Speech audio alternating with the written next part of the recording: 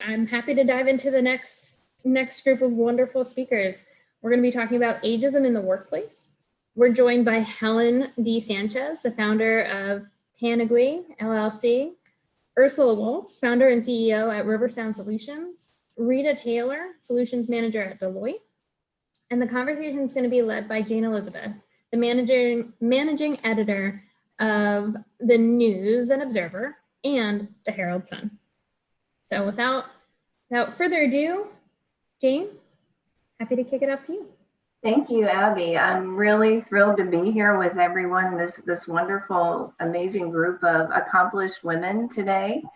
I guess I don't need to introduce myself now, so we're just going to go right to you. So what I want to do is start with a couple of lightning round questions, and we didn't rehearse this, so you're on your own now. So first, I just want you to tell a little bit about your company or where you work. A couple of you have started companies, so just a very brief background. But before that, tell us where you are right now. I love to ask people this on Zoom because you never know if they have a fake background and they're actually sitting in the bathroom, or, you know, tell me where you're sitting as far as your city, but also where you are in your house. Rita, you want to go first? Sure, I can go first.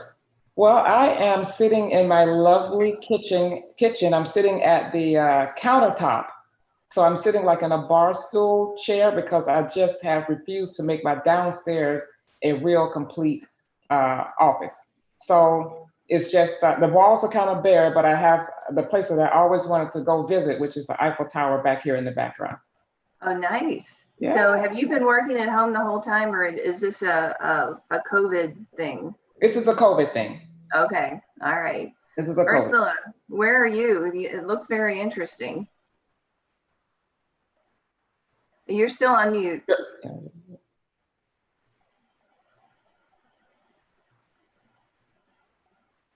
There you go. The background is where my Vermont home is. We were there for 10 weeks, my husband and I'm back in Montclair, New Jersey, because we are putting our house on the market. Montclair is very, very hot, and I don't want you to see the mess behind me in my office. So yeah, this is where I've been for since mid-March. Oh, wow. Okay. And I do a mix of working from my office behind me is at home, and it's a mess. And I do work from there, and I also work from, I teach part-time and don't travel into New York anymore. Good idea. All right, Helen. I'm sitting in my house in the Smoky Mountains in North Carolina, and I live up in New Jersey also, but I'm down here visiting and enjoying nature. All right, that all sounds good. I am sitting in my house in outside of Raleigh, North Carolina, in a little town called Apex, just a few miles from downtown. And this is where I've been since March, when we closed our newsroom. And it is actually my husband's old man cave, which I took over as my office. So no more man cave, but this was important. Rita, why don't you tell us a little bit about your about what you do and your work at Deloitte? Well, you're a solutions manager, which is a really interesting title. Yes, well, I started out, well, first of all, Deloitte has two different sides to it. And pretty much all of my professional career, I've been on the consulting side, and I've traveled extensively for like the last 20 years. And at one point when I did join Deloitte, I said, oh my God, I just really want to sleep in my own bed and cook my own food for a change. So I decided to transition from the Charlotte office. I'm from Raleigh, but the product that I support, the team is in Charlotte. I transitioned from the Charlotte office to here, to Lake Mary, a little suburb out of Orlando, and still transitioned with Deloitte. And I transitioned in as a solution manager because at that time we were growing the center here, and I was coming in with a lot of experience from all of my work history and being already prior with Deloitte. Okay. And Ursula, what's your brief bio? It isn't brief. I've been a computer scientist for 40 years, and I've grown up with computer science. The rapid part of it is that I've also been someone on the educational side to really define interactive multimedia and how we do this. And so I've been learning a lot from Zooming.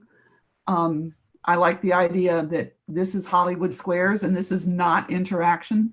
And the other thing that I've been doing forever is artificial intelligence. And so as we get more and more automated in the way we interact, I'm finding a new career, going back to my roots. So Great. All right, Helen. I am the founder of Tanagui, which is a career consulting firm for women over 40. I've been in recruiting for about 40 years and managed teams in pharmaceutical and some finance and hospitality, but I've also been a woman who has experienced firsthand and also researched intersectional age discrimination in the workplace. So I decided to pursue my passion and start working with women over 40, basically on identifying their goals and navigating to their career path and what they want to achieve. So, and tell us the name of your company again is? Tanagui. And it's named after your children. Yes, it is. My children are Tanya, Natasha, and Guido. So Tanya's actually the oldest, so we started with that and it went Tanya Tanagui. Oh. Yes, it's named after them. They're their inspiration. That's great.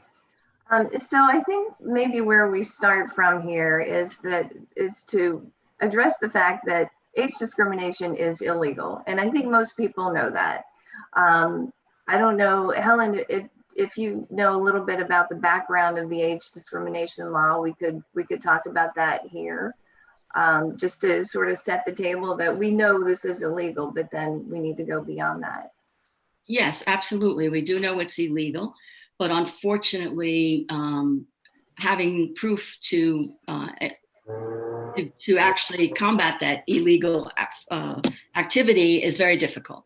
That's what makes it somewhat of a law that's not very effective today. It's based on the victim actually having the documentation and being able to prove what happened to them rather than the employer having the burden of responsibility of proving that they didn't do it. So without documentation, really, it's very difficult to pursue any legal action against a company or to get any satisfaction. And so, you know, as we know it's illegal, there was a law passed, I think, in the 60s, right? Yes, a law that actually makes discrimination against people 40 and over illegal in anything like benefits, assignments, training, of course, salary, hiring and firing.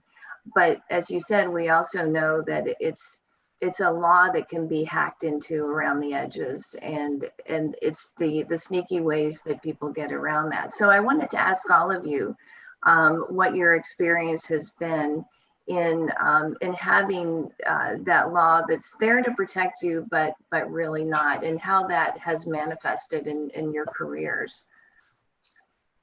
Does anyone have a particular example? Well, I do have a one example, but I think it was back early in my career, of course, before, you know, when I first started out in my career in my early 20s, wherein I majored in computer information systems, which is a programming, which is pretty much a male dominating type of arena. So when I've completed my studies, I landed a job in Boston in programming. And it was like I was too young to be even considered, you know, doing this type of work. And I did notice back then that I was given the kind of like the non-challenging type of work versus my colleagues, because they just didn't think I could, or didn't give me the chance to try to prove myself. So that's one of my examples in my early career days. Yeah, I have an example also. And as you mentioned, the law was passed in the late 60s, but skirting the edges is very easy. As older employees, and you're absolutely right, for women, it's considered, or the law states over 40, but for women in the workplace, that's really when they start to be identified as being older employees. I came across a statement, which I'm sure a lot of people have seen, where men age like fine wine and women just age, or age like milk, which goes sour. So there's a just a kind of assumption that this is what's going on. And women go through a lot of life events. They go through events where maybe their children are going to get married, maybe their grandchildren are going off to college. And this was my experience in that I think a lot of women also, especially today, their age is difficult to place. So managers or employers might think one thing, but then a life event happens, which is what happened to myself. And all of a sudden they get closer to what your actual age is. And then all of a sudden the promotions disappear and the training invites are gone, and the job you were promised is no longer there. And it's, again, that's my personal experience, that did happen, but without any documentation, and with employers being, I guess, shrewd enough to not put anything in an email, then you are really have no course to follow. I mean, right. It's not possible for you to combat that, unfortunately. And I mean, I've sat in with managers who have specifically said, I don't care what you say to your employees and your team, as long as it's not put in writing, where it will go to court. So and Ursula, I know in our earlier email conversations, you had said that you were tired of being dismissed as somebody's tech illiterate grandma, and you are in an industry that has not been known to be friendly to female workers, and then you add on the added benefit of being an older female worker. How has that been for you? It's been something of a roller coaster. I've been primarily an academic, and I think the story that I can lend, yes, ditto, been there, experienced that. But the interesting one for me is 10 years ago when the big mobile boom happened. Some people encouraged me, because I have a reputation in the game industry, start a company. And so I did. And so I started walking into angel investor and VC organizations and open houses and the rest of it. And one person actually came out and said, look, you're working with your 20-year-old son. Okay, so you're the tech and he's the writer, but why don't you have him promote the company rather than you? And that was 10 years ago. And that's still what I'm struggling with. RiverSound has never gotten a penny of investment. And, you know, we have our ups and downs, and we've been sitting on a couple contracts through COVID, hoping they open up over the next couple of weeks. The other one that I did mention is that what's hard for me is walking into a classroom where I've got 30 years of coding experience and teaching experience and interactive experience, and having a 19-year-old boy override, and I use the boy literally, override my recommendation for how a young woman should solve a particular problem in my class. And I think that's where the ageism really comes in. And when I check in with my colleagues who are in their 60s and 70s, we're all experiencing that. The media says that you have to be 19 in order to be a whiz kid programmer. And Rita, I know exactly what you went through. Okay, there are such prejudices about what it means to be technically sophisticated. And so when I get on the phone now to troubleshoot whatever, the first thing I say is, are you a robot? And when they say no, I say, okay, I have a PhD in computer science and artificial intelligence. Now, this is the problem. And if they aren't reading from a script, they'll pay attention to me. But if they're reading from a script, they hang up and we start over. So. I'm laughing, but it really, I mean, I'm laughing because there's nothing else to do, but it's very familiar to me as well. I'm really, really tired of people telling me how to use the internet, As an early adopter, of course, it's a shame that you have to introduce yourself like that on the phone, and you have to state your credentials before anyone will even listen to you, and not everyone has to do that. And you brought up the COVID employment situation. This is something, of course, that everyone is worried about right now. But I think in particular, there is a serious concern among women, older women in the workforce who have lost their jobs, as so many people have right now. How do you make yourself stand out when there is a time when we can all go back to work and get our jobs back? How do you make yourself stand out as an older woman? And in your case, Rita, as you had mentioned before, you've got the trifecta, older Black woman in the workforce. How do you make yourself stand out over a number of other job candidates who might be cheaper to hire?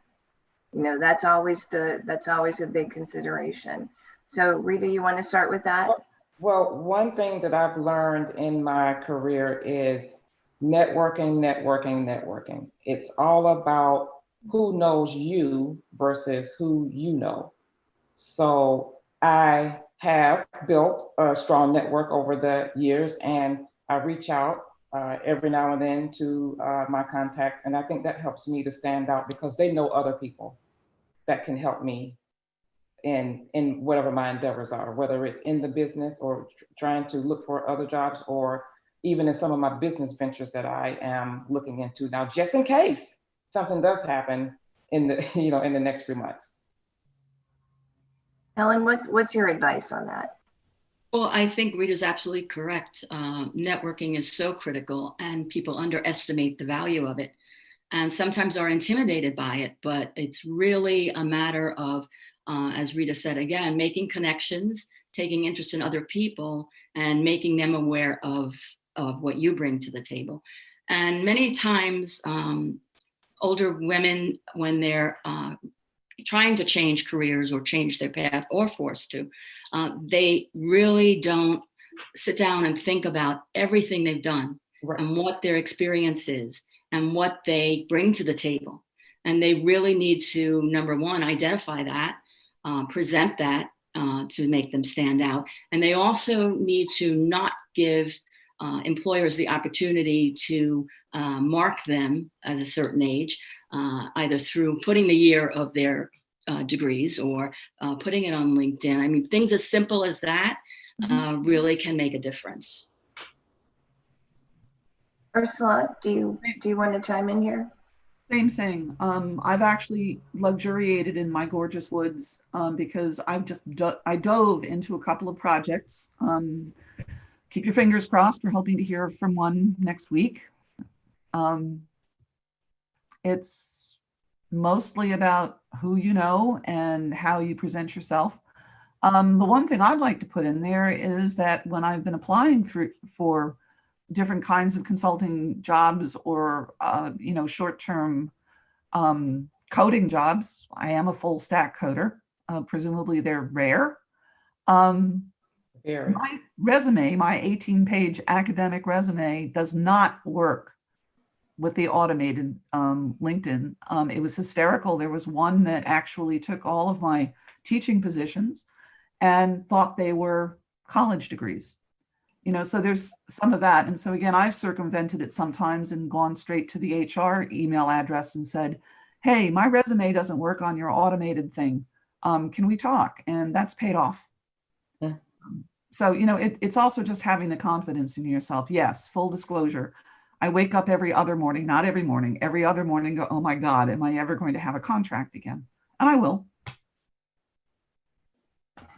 So, when you're working in an office environment, it's not like you have people coming up to you and telling you, you're old, you're useless. They don't say that to your face, but there's what people like to call unconscious bias, which I really hate that term because it's not unconscious, it's careless bias. And I wonder if, Rita, you could talk about how to identify and address some of those those careless biases that go on in a corporate setting, and what you should do about it. You know, when you see this happening over and over again, what are the steps you should take? Well, I'm sorry, I put myself on mute real quick. First of all, I think you shouldn't just automatically be necessarily offended because the person that with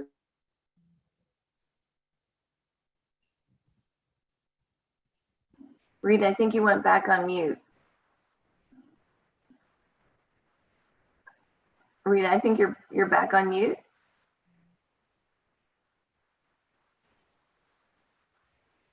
Can anyone hear? Helen, can you hear Rita? No, Okay, I thought it was maybe just me. no. Okay. No, can't hear you yet. We'll go. You're There good. you go. Now, Yeah. yes. Okay, go ahead. Rita. Can you hear us? She's back. All right, let's skip to Can you guys hear Helen. me? Yeah, we can hear you. Can you hear us? No. All right, let's go to Helen. Helen, would you tackle that question? Well, I think that you need to address those issues in a workplace, and you need to also document, unfortunately.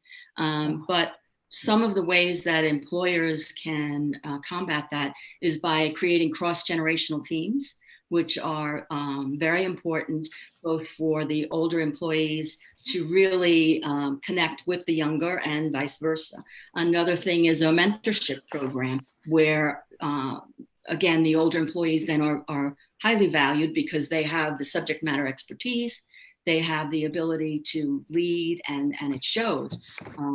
But when you are unfortunately in an environment where you are aware of the implicit bias, I think that you do need to, again, address it, whether it's with HR or with your manager. You need to address it and try to have it nipped in the bud, so to speak. So I see Abby and Sarah are on. I'm wondering if that means that we need to take questions now. Jane, can I make one comment? Yes, please. What might be happening to Rita is that the software is not picking up her turn, because as soon as one of us pops, she loses the connection, and I don't know whether it's her computer or her beautiful voice that it doesn't notice her voice. Could we just try something real quick before questions? Can either you or one of the tech people mute the rest of us, and let's see whether Rita can talk? Abby, can you do that? Yeah, give me just a second. And let's see whether Rita can talk, and I'm going to be quiet.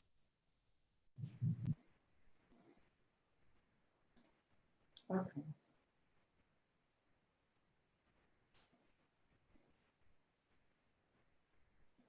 All right.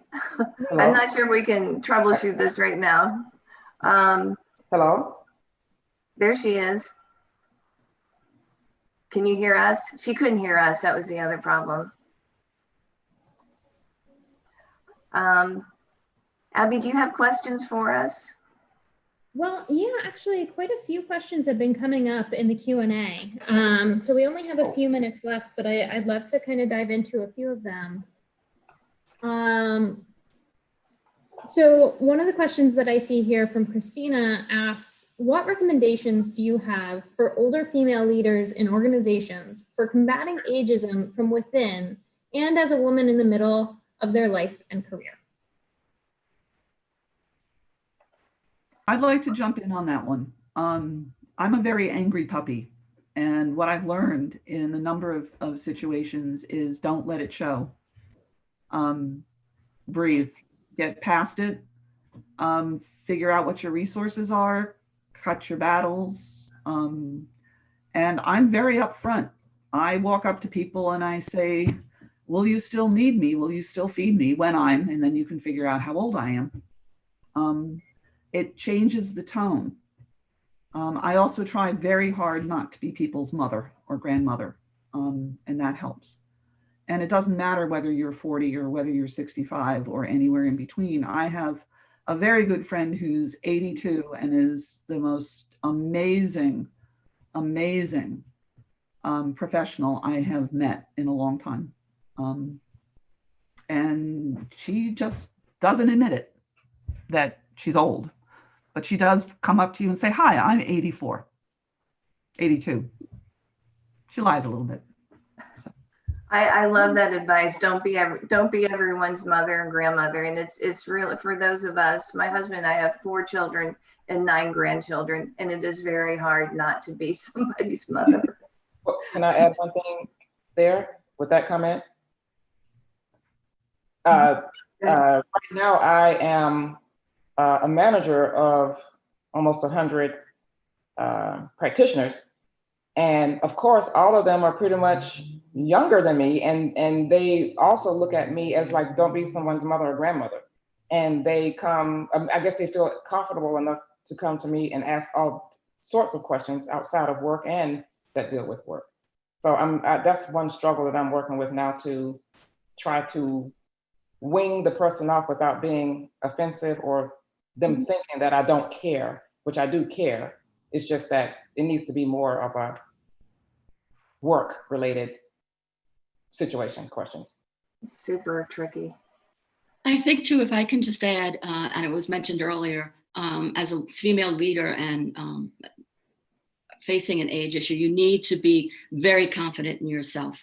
You need to really examine what your skills are and what your abilities are, and then face whatever you're facing in the workplace with that confidence that I am valuable. I am important to be here. Do you have another question? Let's do one more in the last minute, and then we're going to have to wrap up pretty quick. A question from Ginger. In your experience, is it usually both ageism and sexism? Or do you observe that older men are experiencing similar treatment, particularly in the tech world? I want to jump in there because I have a number of male friends who are grandpas in their physique, and they suffer from the same discrimination that I do, is that we're deliberate. The vocabulary sometimes goes, ooh, okay. And so long as I take a deep breath and keep moving and don't try to be 20, I do well, and so do they. Great, good answer. All right. Yeah, I think men do face it as well, but women face it more than men do, statistically. Okay, are we out of time, Abby? We are at time. Thank you all so much. This has been a really very interesting conversation. I know for me personally, I saw a lot of activity in the chat. I know this resonated with a lot of people. So I really appreciate you all coming on and talking about this. It's so important. And yeah, I just really appreciate all of your time and talking this through.